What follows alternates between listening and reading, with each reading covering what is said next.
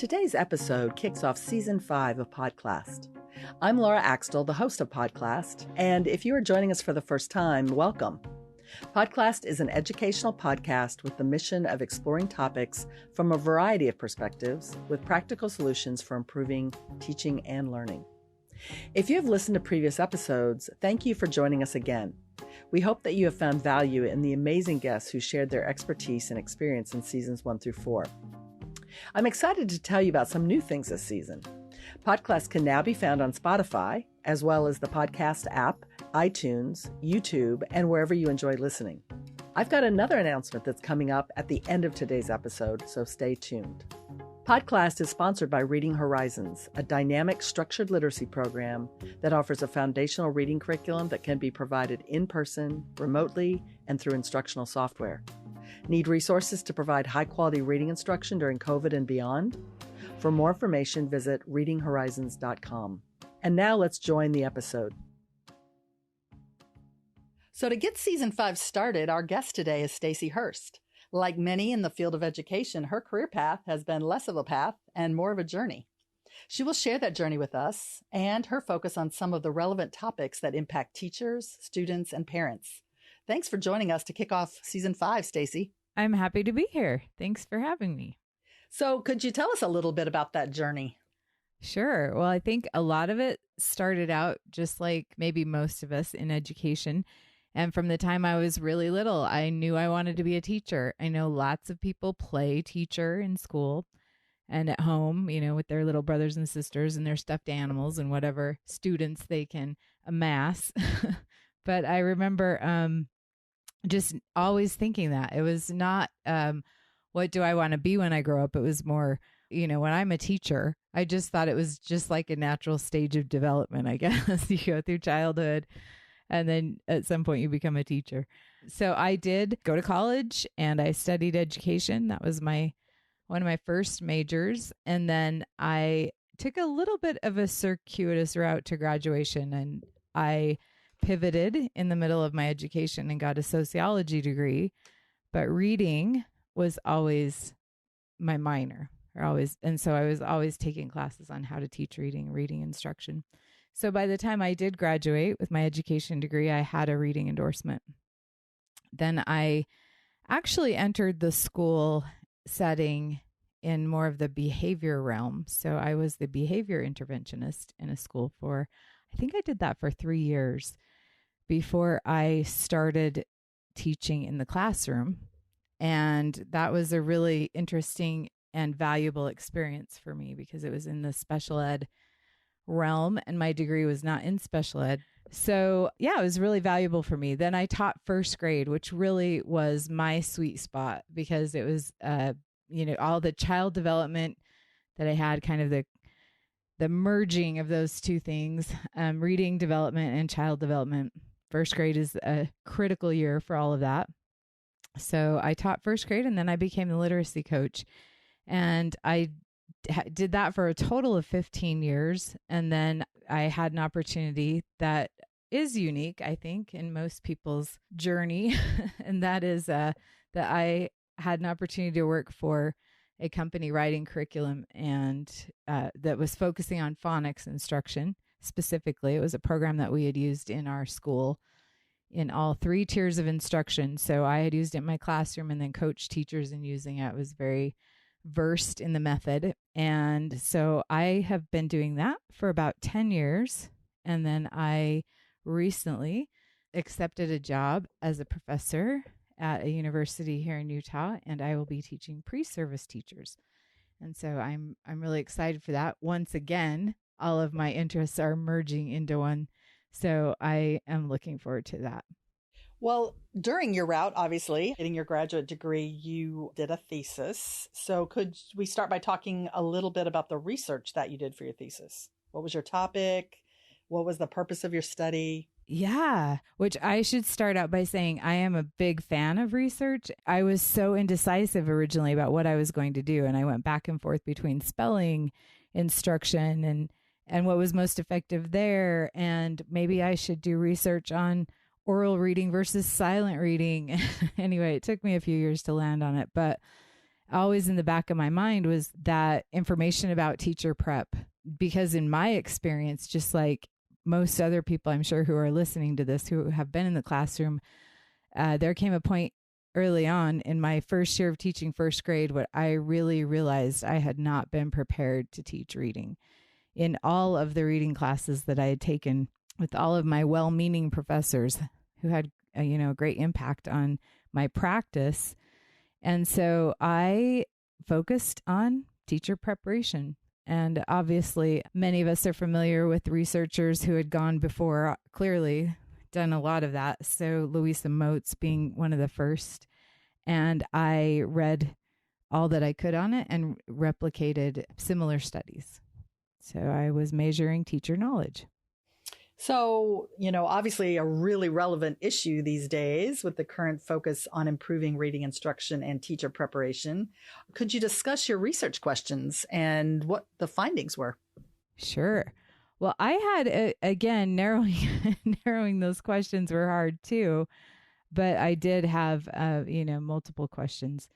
So in general, I was surveying pre-service and in-service teachers. I was really curious based on the fact that I had graduated right before the National Reading Panel published their meta-analysis. By the time I conducted my research, which was 2014, that had been published for almost 15 years.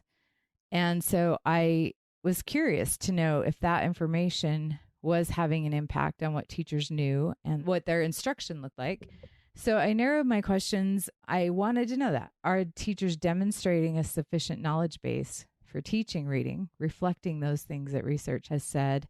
And then I also was very interested in comparing what in-service teachers know compared to pre-service teachers. And at that time, clearly I was finishing my graduate degree. I was at that stage, but I was also often in those teaching situations where I was teaching pre-service teachers and in-service teachers. So I was curious to see how that knowledge compared. What are the pre-service teachers learning compared to what the in-service teachers know? And then also just wanted to know, the population that I ended up studying, how did they compare to previous studies that had focused on the same thing? Then as secondary questions, and again, there were many, I did have to narrow it.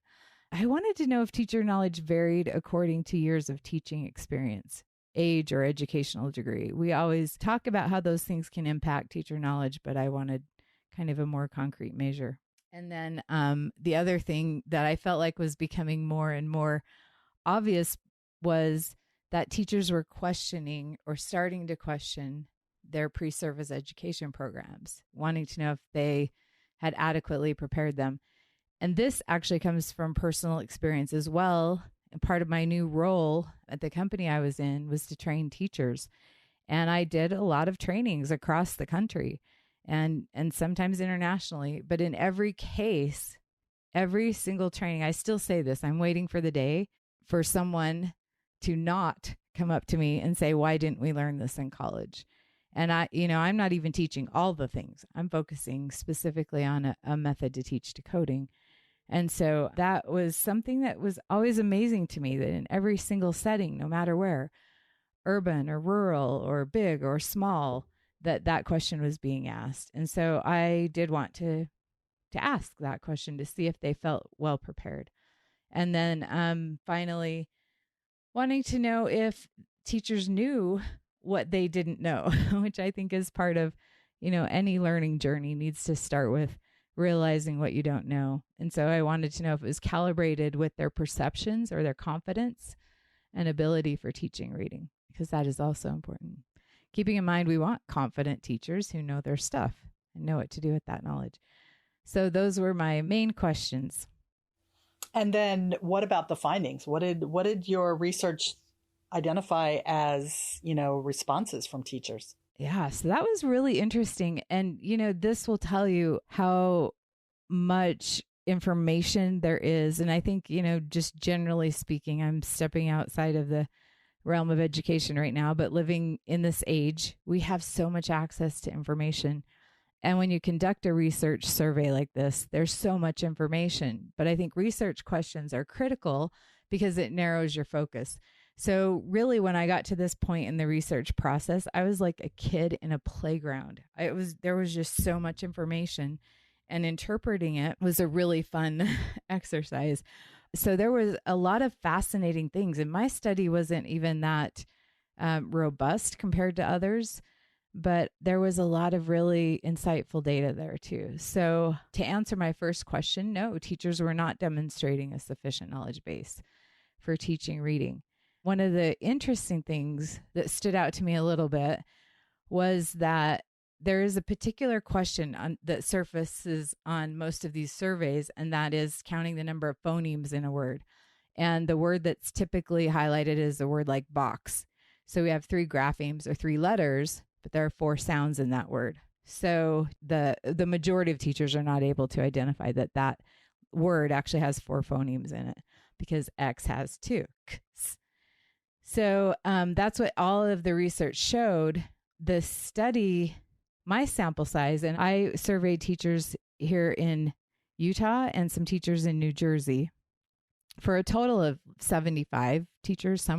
About 60% of those were in-service teachers, and 40% were pre-service teachers getting ready to enter the profession. And that was astoundingly the same. In my particular study, only 3% answered that correctly.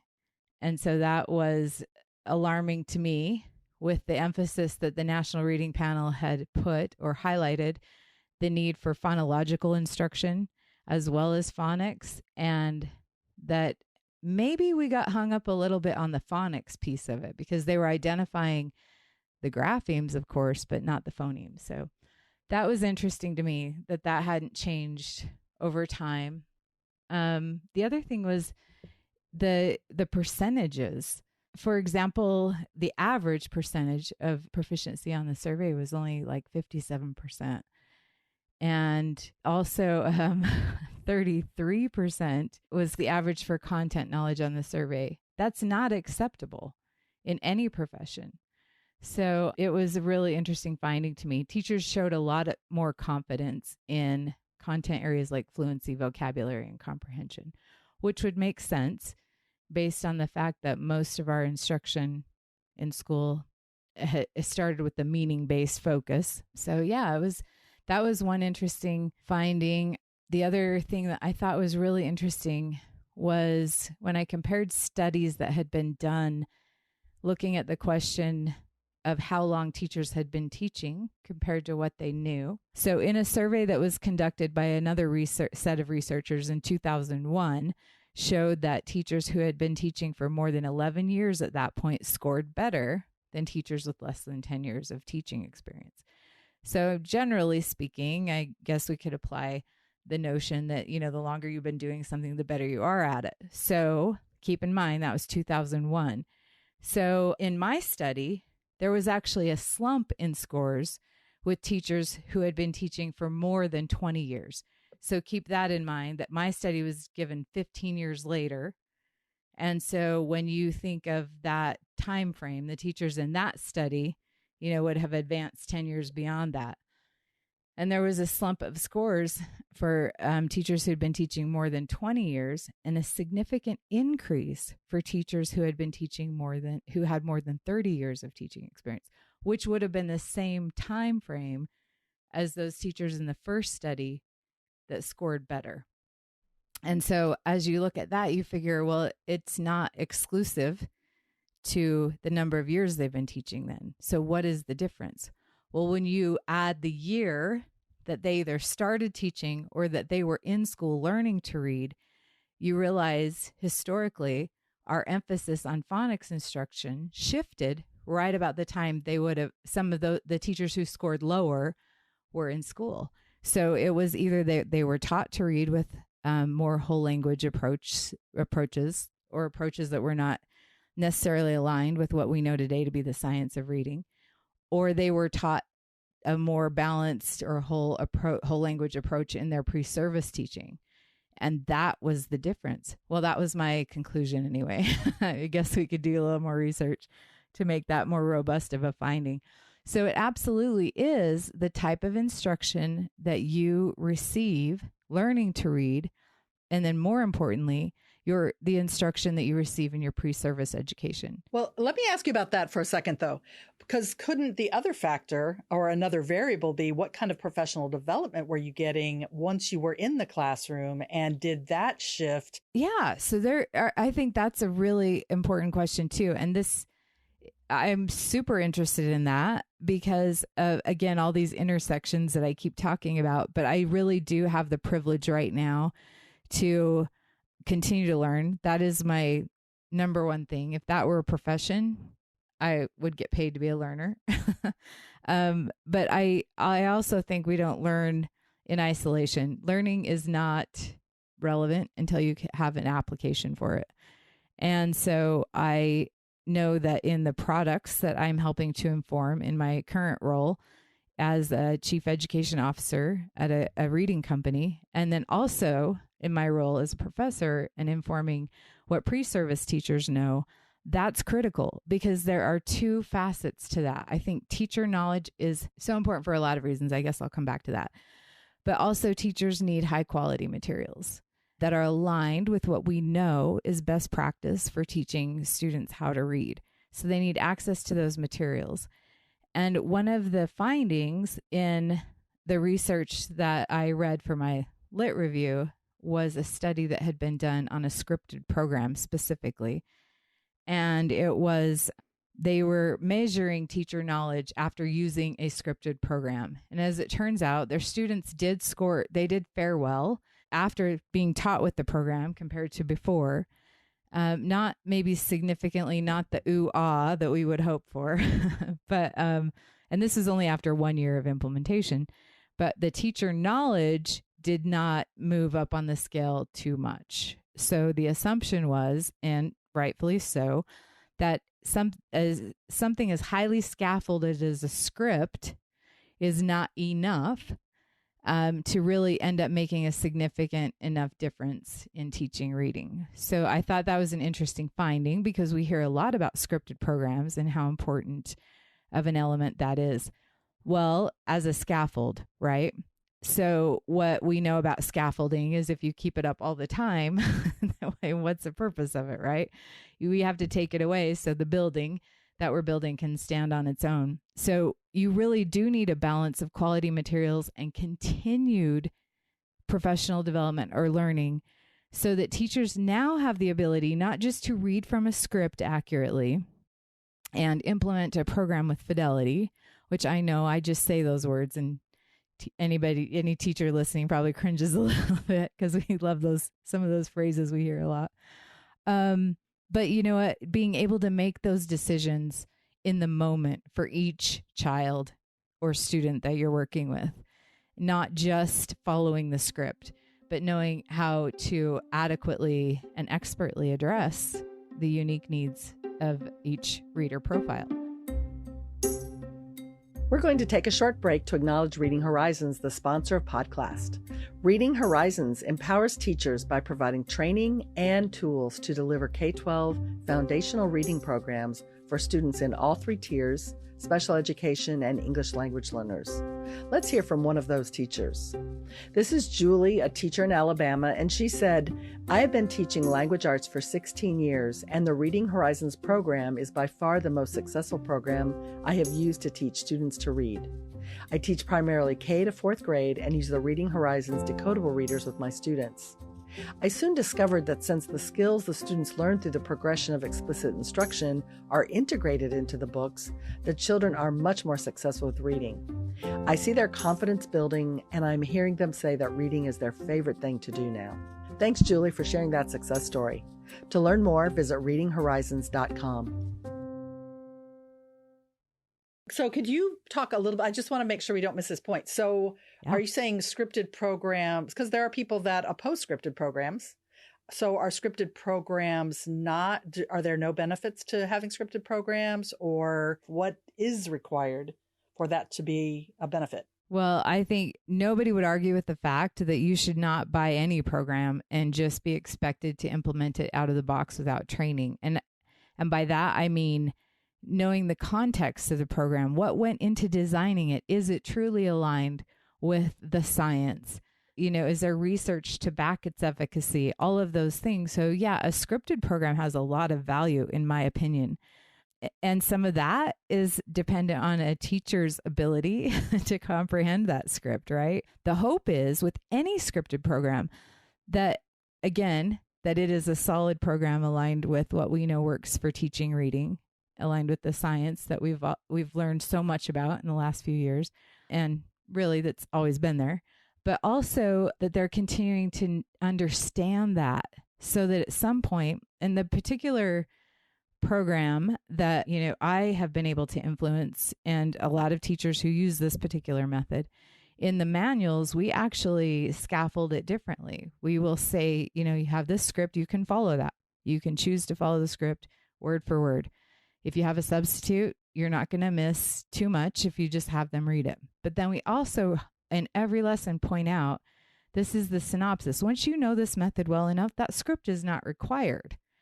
And so it is an important scaffold until teachers know either the method or know enough about literacy instruction to go off script, so to speak, expertly, and not wreck the bus, to speak metaphorically. So yeah, to your question, I think there's absolutely a place for a script. And I do think it's a safe and essential place to start. I understand people's reservations about a script. I've had them myself, but I do look at them as a tool. And again, the important thing is that we're also informing what teachers know.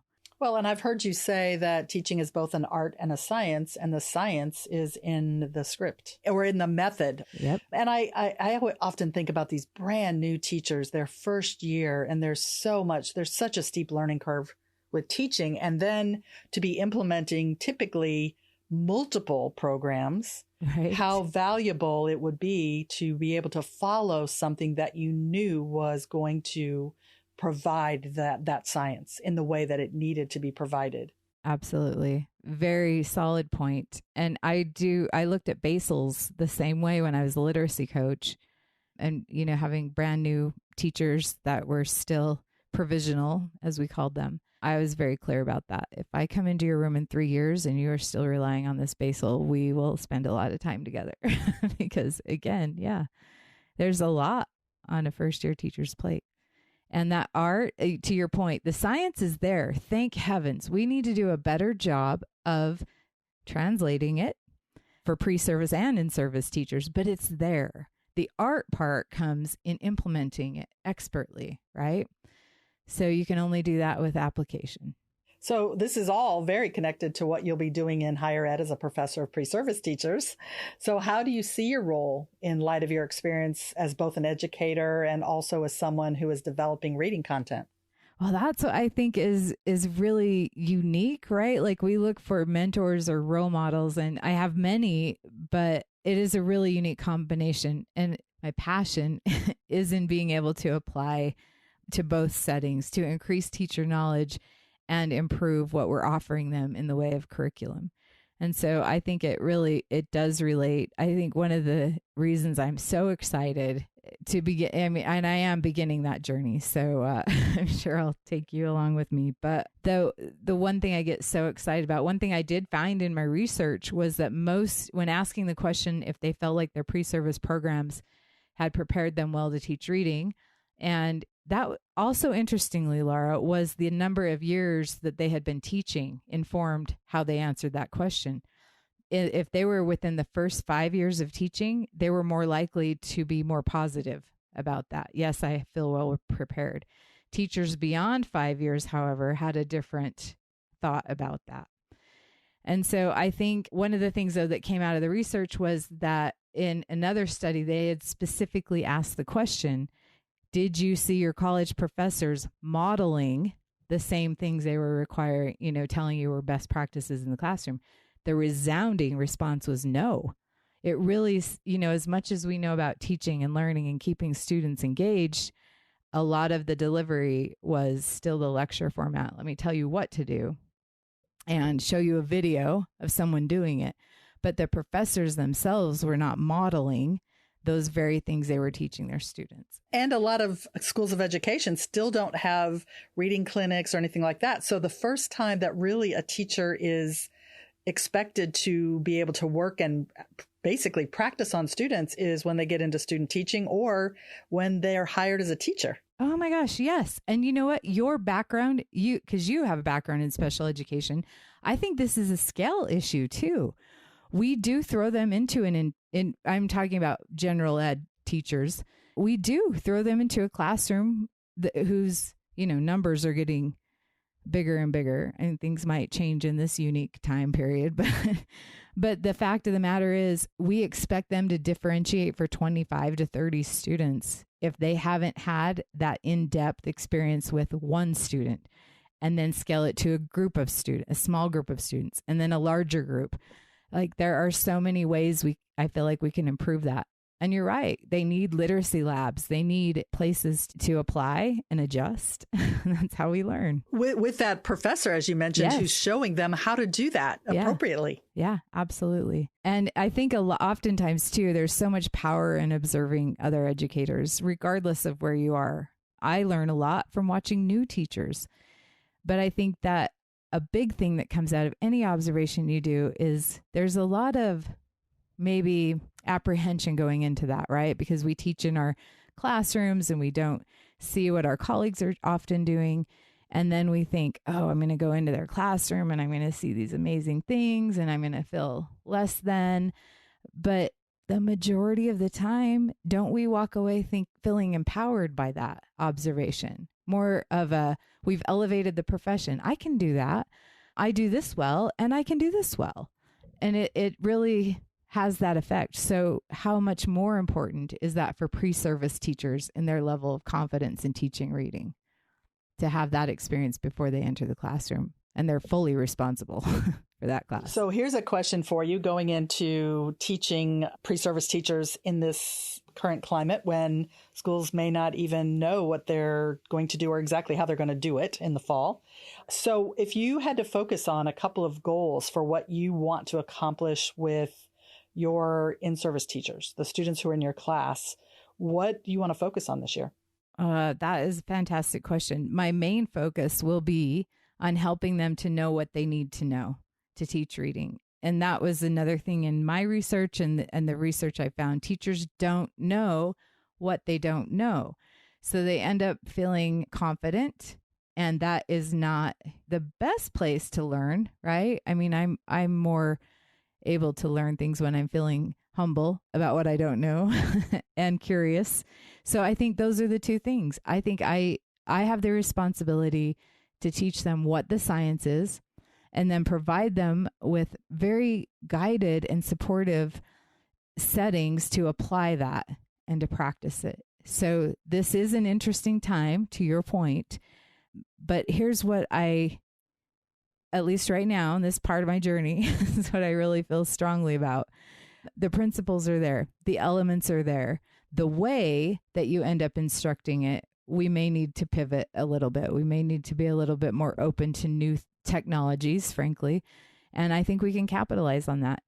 So my real goal will be to teach them the science and make settings, help create an environment where they can apply the science and foster curiosity about that. That's where true learning happens. And so if we have those things in place, we know what we need to know, and we have an environment that supports that knowledge and application, and we're curious about it, you can see that even though we are really in a unique spot right now, historically with COVID, all of those things combined can help us innovate in ways we'd never thought to do. And I think we'll learn a lot. So my goal are those things: teach them the science, create the best environment that I can for learning and application, and then help foster curiosity for each of them so they can continue to learn and apply. That's awesome. Thank you for all of that information. Really helpful. I think this leads kind of perfectly to the new format for Podclassed that I mentioned at the beginning. So we're excited to announce that Stacy is going to be co-hosting Podclassed, starting this season with her own episodes. And I'll continue to have conversations around a range of educational topics with experts, educators, and parents, with some great guests joining us for three episodes this season. And Stacy, can you talk about your vision for the Podclassed episodes you're going to be doing? Yeah. First of all, I will start by saying I am certain that no one on this planet is more excited than I am about this. So I'm really happy to participate in such a well-established and helpful podcast. But I think my focus will be to continue to learn from the guests that you have, and then focusing on that gap that we have between science and practice, right? Research and practice, which I think if anything, my research just really made that more abysmal to me, because we have had literally decades of science. Even when you consider that the National Reading Panel, it's almost some ways it's old news, right? I mean, it was published in 2001, a long time, 20 years ago. And we are still not seeing application based on that meta-analysis. And we've had 20 years of research since then that just validates all of that and adds to it. So we do have this abysmal gap. And that will be my focus, the guests that we have on and the topics that we cover, and to be a little more responsive in the moment as well, because we're focusing on application to close the gap between research and practice, and to really hopefully translate that science in a way that will impact the education system, that will help to impact that in ways that we haven't seen yet. And isn't that the goal? That is the goal. Well, thank you so much. We're excited to have you joining us this season. Thank you. I'm really excited to be joining. Thanks for joining us to kick off season 5. Stacy and I will be back for some great episodes that we think you'll find really relevant to all that is happening in education. Stay safe.